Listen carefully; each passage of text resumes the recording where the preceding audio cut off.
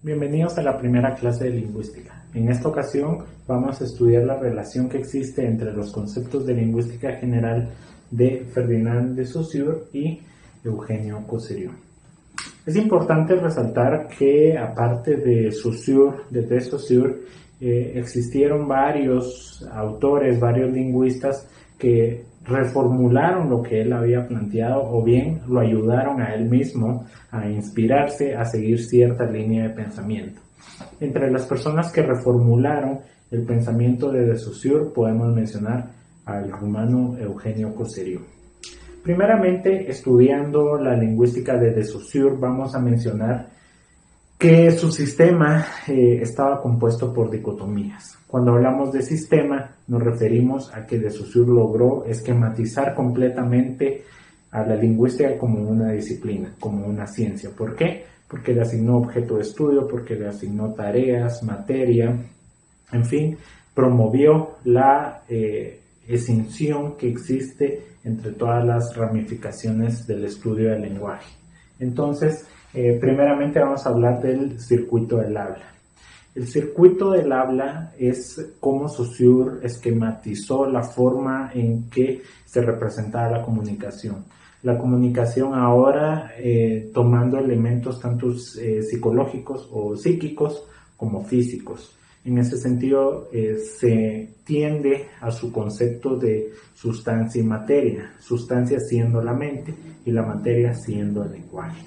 Entonces, primeramente él afirma que hay un sujeto A, el cual articula algo y el oído del sujeto B lo capta, la psiquis del sujeto B abstrae y conceptualiza lo que el sujeto A dijo y eso provoca que el sujeto B exprese nuevamente otro signo lingüístico.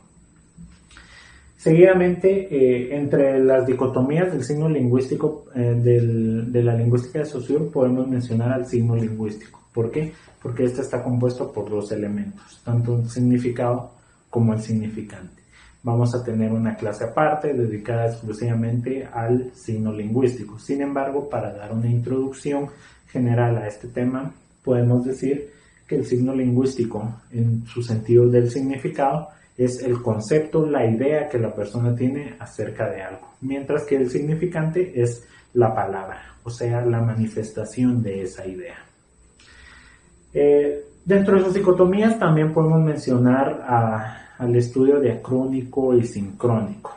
Por ejemplo, el estudio diacrónico se refiere a estudiar los elementos del lenguaje en un sentido evolutivo, en un sentido histórico. O sea, no verlo de su forma estática en un punto particular del tiempo, sino verlo más bien en cómo fue cambiando, cómo fue evolucionando. Mientras que en el sentido sincrónico podemos afirmar que es el estudio particular de un elemento específico del lenguaje en un momento dado del tiempo. Por ejemplo, decir cómo se entiende el término patojo en la década de 1980 en Guatemala. Entonces ahí estamos enmarcados en un espacio temporal bastante delimitado, decimos que es un estudio sincrónico. No obstante, el estudio sincrónico está enfocado en su mayoría en la actualidad. Vamos a ver que de Saussure le da prevalencia al estudio sincrónico sobre el diacrónico, afirmando que en este es donde se formulan las normas del lenguaje. Entonces, seguidamente vamos a analizar la materia del lenguaje. La materia de la lingüística, perdón. La materia estrictamente de la lingüística va a ser el lenguaje. El lenguaje sí, el lenguaje articulado humano.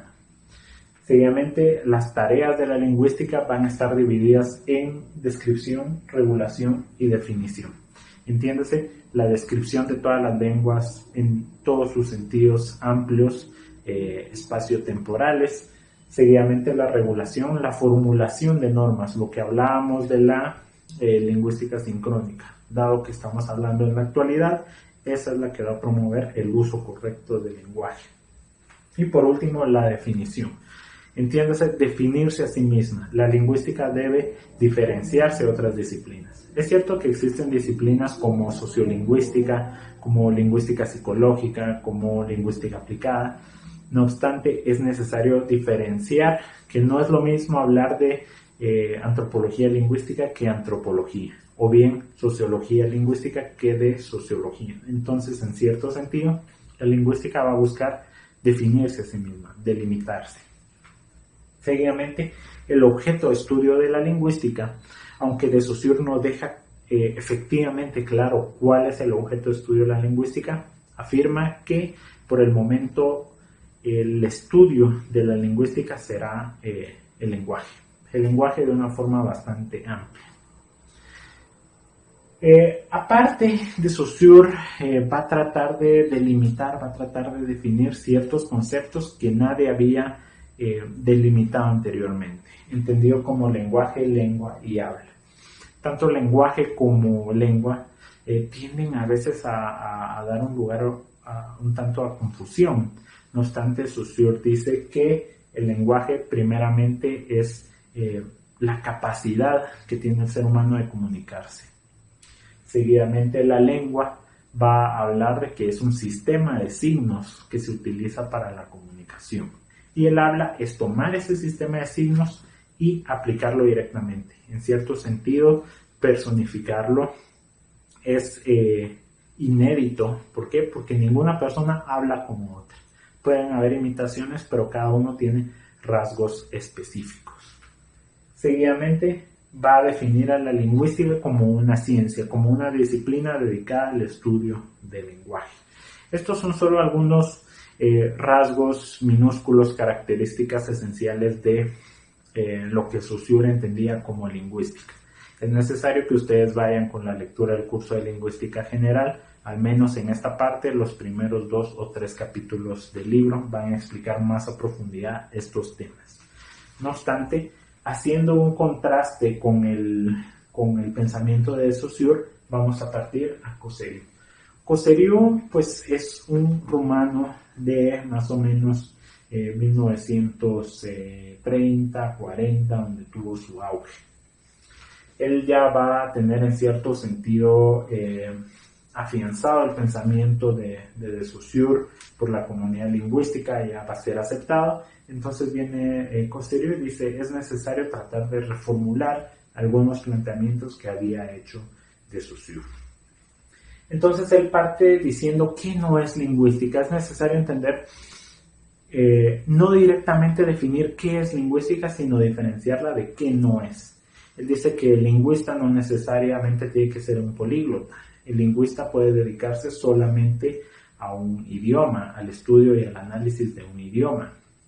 También afirma que la lingüística no se refiere a la filosofía del lenguaje. La filosofía del lenguaje, como nosotros sabemos, estuvo bastante presente a final del siglo XIX y es hasta con de Saussure en que se descinde completamente el estudio del lenguaje de la filosofía.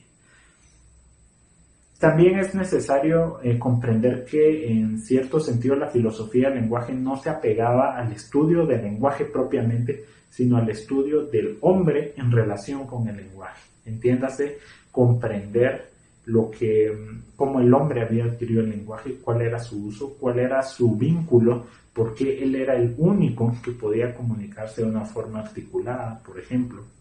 Esos eran problemas del hombre en relación con el lenguaje. Ahora bien, la lingüística se va a enfocar propiamente al lenguaje.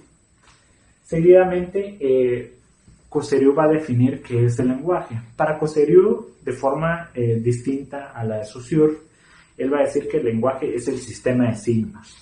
Recordemos que de Saussure hablaba que el sistema de signos era la lengua. Para Cosseriu va a ser el lenguaje. ¿Por qué? Porque él va a entender a la lingüística seguidamente como glotología. La glotología es importante porque él va a tomar gran influencia de los neogramáticos. Los neogramáticos de Alemania, de Jung, Grammatique, van a estar enfocados completamente al estudio fonético del lenguaje. Ellos van a afirmar que la articulación del lenguaje es la que va a dictar las normas y el uso del lenguaje mismo. Ahora, Cosseriu va a estar fuertemente influenciado y por eso va a tomar a la glotología como la lingüística, o sea, el estudio del lenguaje articulado propiamente. No obstante, en la lengua, él va a aplicar el término de isoglosas. Las isoglosas son líneas imaginarias dentro de un mapa lingüístico que van a diferenciar, por ejemplo, los dialectos, los idiomas. Por ejemplo, en América podría extenderse ciertas isoglosas que abarcan el idioma español. No obstante, terminarían, por ejemplo, en algunas regiones de Estados Unidos donde el idioma español no es tan hablado.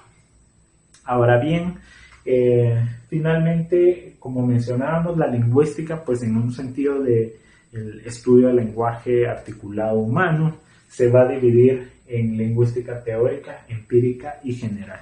Es importante ver que Cosseriu hace esa distinción. Nadie había, digamos, empezado a estudiar esas ramificaciones y tratar de delimitarlas de una forma tan clara como lo hizo Eugenio Cosseriu.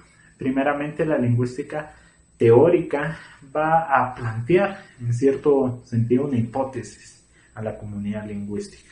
Por ejemplo, la psicolingüística, aunque actualmente ya es una disciplina bastante afianzada, con estudios y avances, hubo un momento en que se consideraba como una hipótesis, o sea, estudiar el lenguaje en relación con la mente y cuál es la influencia que éste tiene para la formulación del mismo.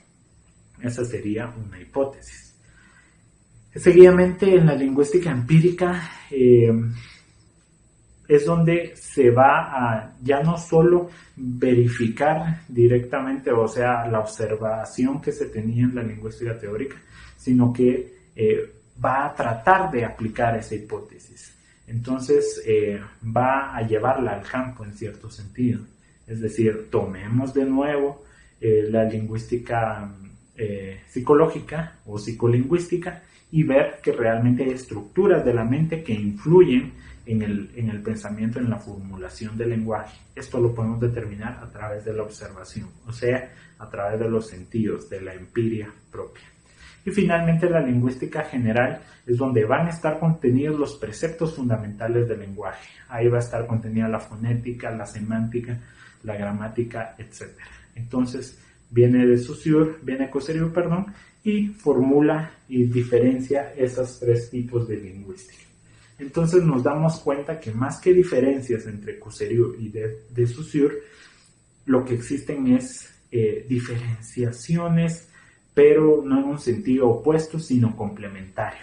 Entonces Cosseriu viene a tratar de aportar más al pensamiento de Saussure en forma de nuevas concepciones de lingüística, en formas de estudiar la lingüística fuera de su definición y más bien negando que no es lingüística. Entonces, esta es la primera clase en donde apreciamos la idea que tiene de Cosseriu en relación a la de Saussure referente a la lingüística.